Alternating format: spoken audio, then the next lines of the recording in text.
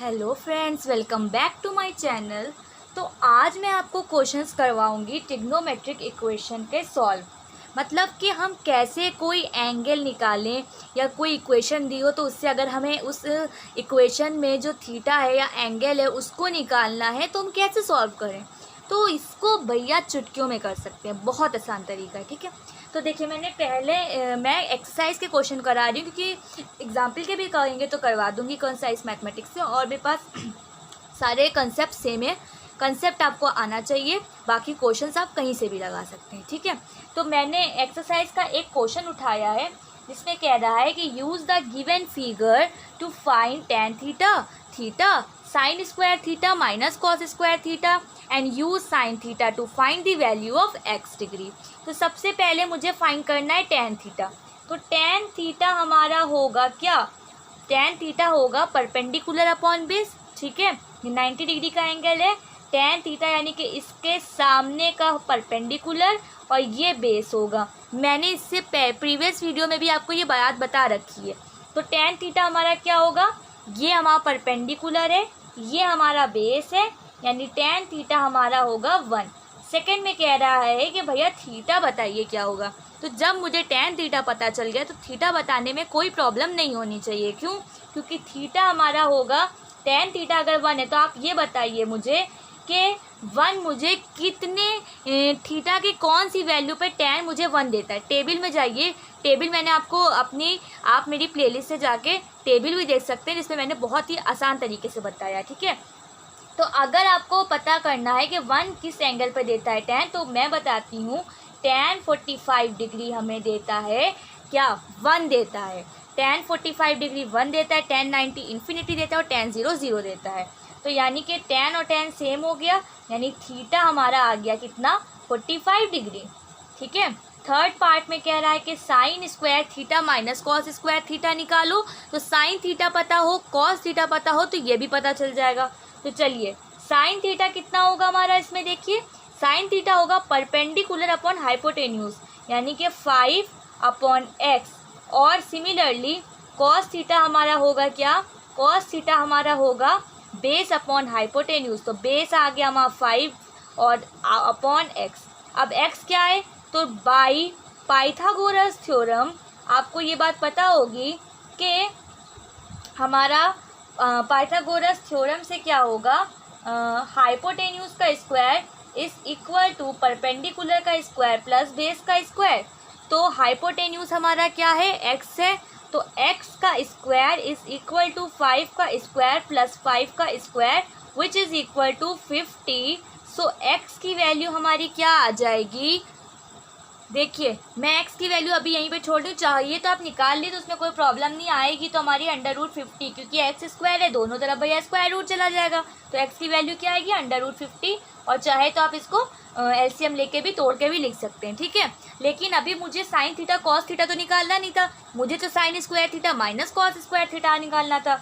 तो मैंने क्या करा, sign square theta minus cos square theta की वैल्यू होगी साइन थीटा की जगह 5/x, 5/x का होल स्क्वायर माइनस 5/x का होल स्क्वायर, क्योंकि दोनों वैल्यू सेम है तो ये और ये कैंसिल होके मुझे 0 दे देगा।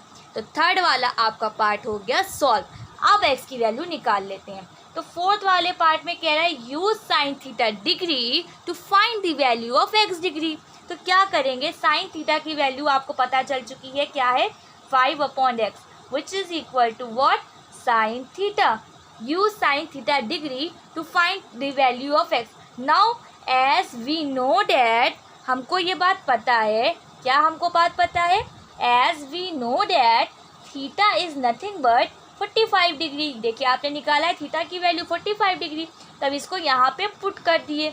Now putting the value of theta in this equation number 1, so we get 5/x is equal to sin 45 and then we get what, 5 is equal to 1/√2 and 5/x similarly, so we get x is equal to what, 5√2. So this is our answer. Okay, अब मुझे क्या लग रहा है, आप लोग के दिमाग में हो सकता है कुछ बच्चों के दिमाग में ये क्वेश्चन आ रहा होगा कि मैम यहाँ पे आपने कहा कि x की वैल्यू 5√2 है और मैम आपने ऊपर कहा था कि पाइथागोरस थ्योरम से तो x की वैल्यू √50, यानी कि दोनों गलत। नहीं बेटा, गलत नहीं है। मैंने √50 कहा है, √50 ही 5√2 होता है। आप कहेंगे कैसे, कोई प्रूफ चाहिए ना कि कैसे आपने कह दिया कि √50 5√2 के इक्वल। चलिए मैं इसका प्रूफ भी बता देती हूँ। √50 अगर है तो आप इसका, अगर आपको ऐसा कभी रूट पे मिले तो आप उसका पहले क्या करिए, एलसीएम निकाल लिए। तो एलसीएम क्या देगा, 5 1 = 5 0, 5 2 = 10। तो ये एक बार लिखा जाएगा। 5 का स्क्वायर जब रूट में आएगा तो 5 का स्क्वायर से एक 5 कट जाएगा, तो क्या बचेगा 5, और √2 के तो दो 2 है नहीं, एक ही 2 है, तो ये बचेगा √2। तो देखिए पाइथागोरस थ्योरम से भी निकालते तो 5√2 ही आता। तो अगर मैं चाहती तो इसको यहाँ पे रखती, तो यहाँ से भी आपको थीटा की वैल्यू 45 मिलती, यहाँ से भी वैल्यू आपको थीटा की वैल्यू 45 दिखती। मगर मैंने इसलिए यहाँ पे नहीं किया क्योंकि सिंपल दिख रहा है कि साइन थीटा की वैल्यू अगर आप यहाँ पे स्क्वायर करेंगे और इसका स्क्वायर करेंगे तो 0 ही मिलेगा, ठीक है, इसलिए मैंने ऐसा नहीं किया। ओके, और फोर्थ वाले पार्ट में मैंने इस पार्ट से नहीं निकाला आंसर, क्योंकि यहाँ पे दे रखा था कि मुझे साइन थीटा को यूज़ करके ही एक्स की वैल्यू निकालनी है। अगर उन्होंने ऐसा ना कहा होता तो मैं ना करती, लेकिन उन्होंने ऐसा बोल रखा है कि आप इसको यूज़ करिए और देन आप इसकी वैल्यू फाइंड करिए। That's why I have use this. Okay, now I am going to solve another problem. Okay, देखिए मैंने एक और प्रॉब्लम ली है। यहाँ पे आपको x की वैल्यू निकालनी है। तो cos x/2 + 10 degree is equal to √3/2 है। तो आपको यहाँ पर अगर x की वैल्यू पता चल जाएगी तो फाइनली आपका आंसर आ जाएगा। मतलब यहाँ पे हमको x की वैल्यू ही निकालनी है। तो क्या करूँगी मैं, cos x/2 + 10 डिग्री, ठीक है। अब यहाँ पर cos के कौन से थीटा पे √3/2 मिलता है, तो cos 30 की वैल्यू पे √3/, क्योंकि cos 30 और sin 60 सेम होते हैं और आपने sin 60 की वैल्यू याद रखी तो यहाँ से cos 30 आ गया। तो अब अगर ये इक्वल है, यानी कि x/2 + 10 इज इक्वल टू 30, यानी कि ये थीटा और ये थीटा बराबर होगा। तो यहाँ से आएगा x/2 इज इक्वल टू 30 - 10, यानी x/2 इज इक्वल टू 20, यानी x इज इक्वल टू 40। तो हमारा x क्या आ जाएगा, 40। तो मुझे लगा हो सकता है इसमें प्रॉब्लम हो, तो मैंने ये वाला पार्ट भी एक क्वेश्चन का ले लिया है, ठीक है। एक दो और करवा देती हूँ। देखिए आपको हो सकता है इस क्वेश्चन में प्रॉब्लम आए, तो मैंने कहा चलिए ये वाले देखिए। साइन स्क्वायर 60 की वैल्यू मुझे पता है, तो मैं यहाँ पे इसकी वैल्यू रख देती हूँ, √3/2 का whole square plus cos square 3x - 9 degree और इज इक्वल टू 1, ठीक है। अब √3/2 का होल स्क्वायर तो 3/4 आ जाएगा, plus cos square 3x - 9 is equal to 1।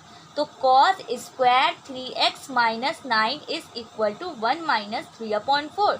So finally ये हमें मिलेगा कितना, 4 में से 3 जाएगा तो कितना बचेगा, 1/4।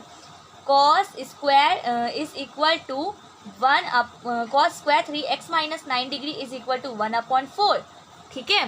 नाउ cos, जब दोनों तरफ अंडर रूट ले लूँगी मैं तो कितना मिलेगा, cos 3x - 9 डिग्री कितना होगा, 1/2। अब cos की वैल्यू 1/2 किस पे देती है, 60 पे देती है, तो इसको मैं इक्वल कर दूंगी cos 60, यानी cos 3x - 9 degree is equal to cos 60, यानी 3x - 9 हमारा 60 के बराबर है। अब यहाँ से आप x की वैल्यू फाइंड कर लेंगे तो जो हमारी आ जाएगी 23। तो यहाँ से ये सॉल्व हो गया। तो आज की वीडियो को हम यहीं पे एंड करते हैं। उम्मीद है आपको वीडियो अच्छी लगी होगी। अगर वीडियो अच्छी लगी है तो प्लीज़ लाइक करिए, मेरे चैनल को सब्सक्राइब करिए और शेयर करिए, ताकि नेक्स्ट टाइम पे मैं ऐसे ही अच्छी से अच्छी वीडियो बना सकूँ। So bye bye friends, take care of you guys, love you.